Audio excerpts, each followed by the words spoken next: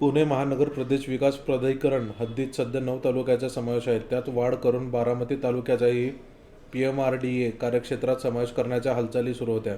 मात्र मुख्यमंत्री देवेंद्र फडणवीस यांच्याकडून मान्यता न मिळाल्याने हा समावेश लांबणीवर गेला आहे. PMRDA कडे हजारो कोटीच्या ठेवी असल्याने विकास कामांसाठी शासकीय निधीवर अवलंबून राहावे लागत नाही. PMRDAच्या हद्दीत पुणे आणि पिंपरी चिंचवड ही शहरे, मावळ, मुळशी आणि हवेली हे तालुके तसेच भोर, दौंड, शिरूर, खेड, पुरंदर आणि वेल्हे या तालुक्यातील निवडक भागांचा समावेश आहे. या भागातील रस्ते नियोजित नागरीकरणासह विविध विकास कामे केली जातात. अशा प्रकारे PMRDAच्या निधीचा वापर करून बारामती तालुक्यातही प्रकल्प राबवण्याचा प्रशासनाने बारामती तालुका PMRDA हद्दीत समावेशाचा प्रस्ताव सादर केला.